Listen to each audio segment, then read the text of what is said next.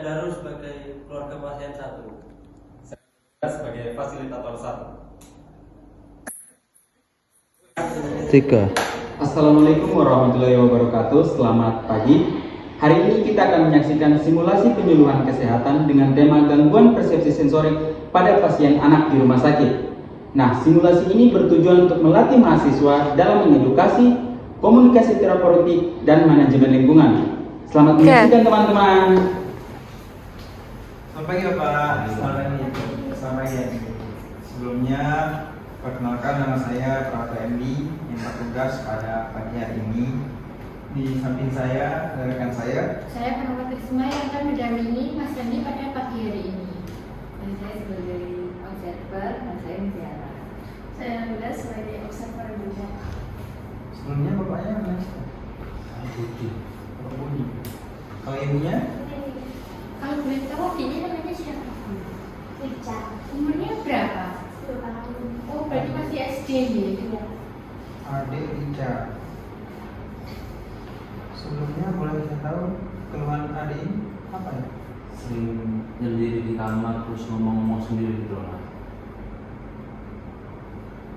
Setelah itu gejala awalnya apa Pak? Kalau boleh tahu? Kurang tahu. Mungkin bisa ditanyakan pada ibunya. Kalau itu kurang tahu ya Mbak, soalnya dulu itu nanya aktif terus tiba-tiba menyendiri di kamar. Ini keluhannya udah berapa hari?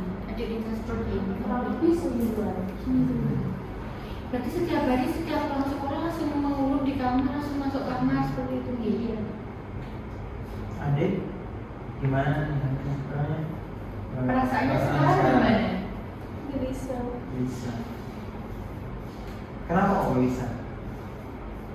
Saya sering dengar suara-suara. Itu suaranya itu maksudnya setiap hari atau gimana?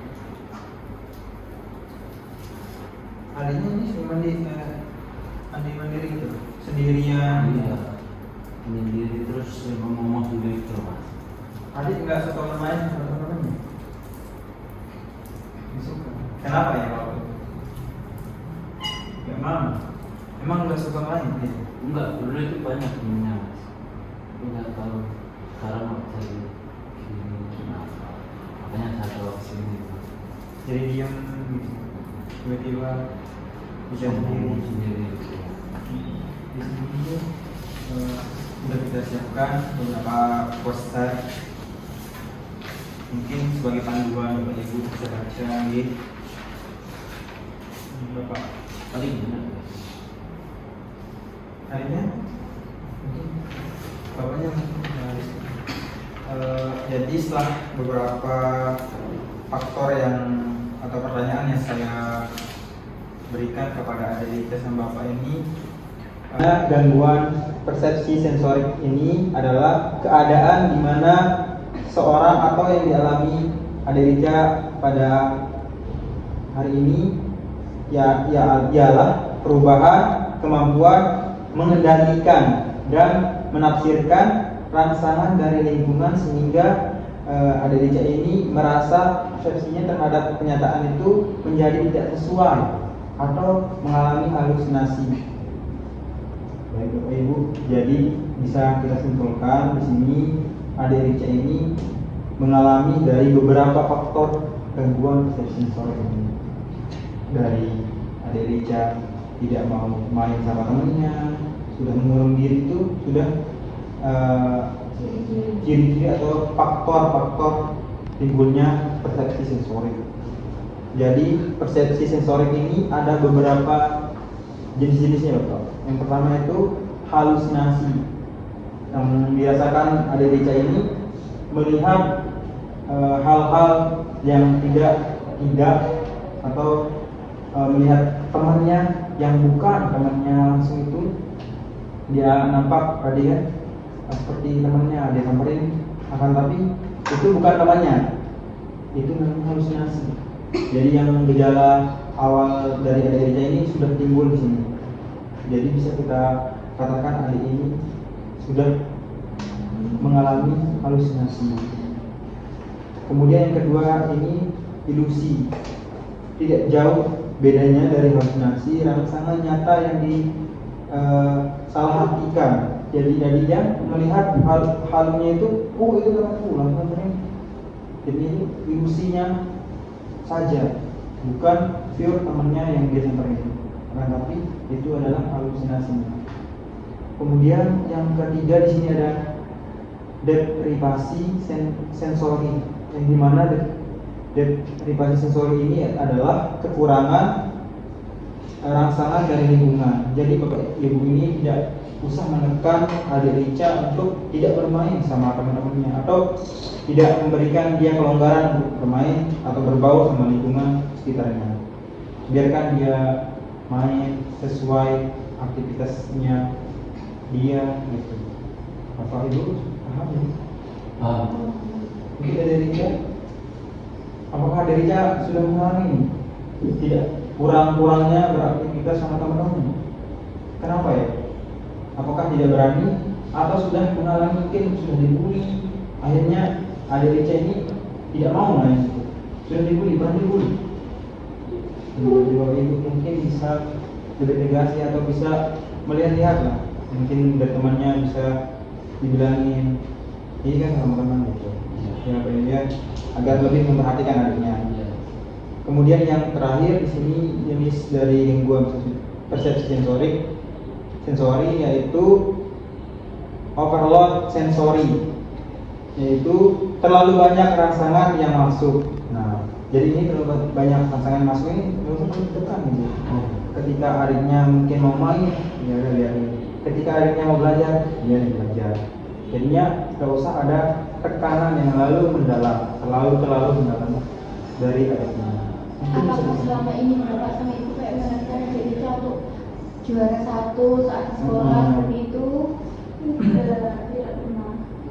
Kalau belajar, Nggak pernah. Paling kan memang suruh sholat gitu. Sama mengaji. sering Bu. Mungkin nanti bisa dikurangi ya tekanannya. Bisa disuruh dengan lembut. Mungkin penjelasannya. Baik, selanjutnya saya akan menjelaskan penyebab dari gangguan persepsi sensori sendiri ya Bapak Ibu. Yang pertama ada depresi berat. Untuk penyebab yang lainnya adalah stres berat atau trauma psikologis. Apakah sebelumnya Rica mengalami trauma pas waktu kecil? Sepertinya tidak ya sih. Tidak ada yang Tidak ada. Tidak ada. Selanjutnya ada gangguan neurologis. Yang terakhir ada isolasi sosial berkepanjangan. Jadi adik Rica mengalami seperti ini belum lama ya, baru Ya. ini, dan sebelumnya nggak pernah seperti ini ya, gangguannya baru-baru ini aja nih. Baik, untuk penanganan dan pencegahannya sendiri, yang pertama minum obat sesuai anjuran dokter. Nanti dari kami akan meresepkan untuk obatnya gitu. Selanjutnya mengikuti terapi konseling secara rutin dengan tenaga kesehatan. Yang ketiga adalah melatih kemampuan mengontrol halusinasi, yaitu mengalihkan perhatian, berbicara dengan orang lain. Selanjutnya ada menjaga pola tidur dan istirahat, serta menghindari stres berlebihan. Apakah adik Rica kalau malam itu suka begadang? Iya, lebih banyak begadangnya setiap malam.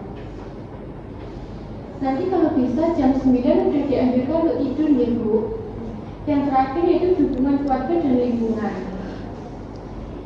Sebenarnya sini ada Rica sini garang. Mungkin ada Rica garang kenapa ya? Karena garang mungkin. Iya. Saya sering dengar suara-suara. Suaranya seperti apa kalau boleh tahu? Tidak pernah suara. Jadi Bapak Ibu, kalau kita bahas secara mendalam, ada Rica ini sudah mengalami sebagian besar dari persepsi sensori. Jadi adik Rica ini membutuhkan tenaga medis yang lebih berkelanjutan seperti psikolog. Dia bisa bertukar cerita, nanti mengeluarkan inspirasinya, mengeluarkan cerita-cerita yang dia pendam dari harinya. Jadi sebulan sekali bisa diajak Minimal, minimal. Kalau maksimalnya nanti ibu bapak bisa sekali seminggu ke rumah sakit untuk konseling dengan tenaga kesehatan yang lainnya. Mungkin nanti ini dari dokter memberikan beberapa resep obat, bisa bapak ibu ambil langsung Mungkin dari penjelasan tadi ada yang perlu dipertanyakan? Jadi untuk solusinya gimana? Nah, tadi kan sudah saya jelaskan, dari solusinya ini adalah terapi. Terapi yang dimana terapi ini adalah konseling langsung dengan tenaga medisnya. Jadi mungkin ada Rica bisa mengeluarkan dari perasaan gimana gitu, biar lebih berkelanjutan. Psikolog, dokternya, gitu. Bertahap. Iya bertahap. Bisa sembuh tapi bertahap. Pelan-pelan tapi pasti. Jadi nanti Bapak mungkin dari beberapa gejala yang telah Bapak sampaikan tadi, mungkin Bapak bisa mengurangi tekanan sama dericanya. Gak usah terlalu memberikan amarah yang Bapak ke dia. Kalau bisa pas waktu pulang sekolah kayaknya ditanyain ya Bu, jadi nggak langsung kayak ngurus diri masuk kamar seperti itu.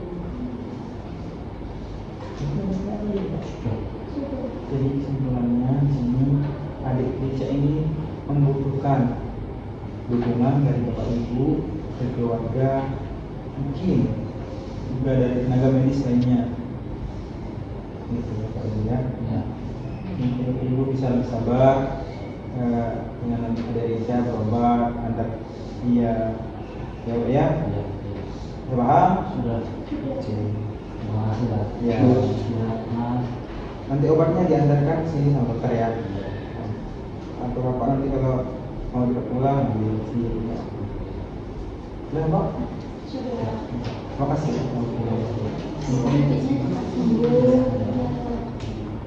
Ya Pak mari. Oh ya. Makasih ya Sus. Iya, so. Makasih ya Mbak. Sehat ya adik. Ya. Terima kasih. Ya. Assalamualaikum. Salam. Terima kasih kepada seluruh pemeran. Beberapa poin yang dapat kita ambil dari simulasi ini adalah gangguan persepsi sensori perlu ditangani dengan komunikasi terapeutik. Keluarga memiliki peran penting dalam komunikasi dan menenangkan pasien. Manajemen lingkungan membantu pasien mengurangi kecemasan dan kebingungan. Dengan ini, simulasi penyuluhan kesehatan dinyatakan selesai. Terima kasih.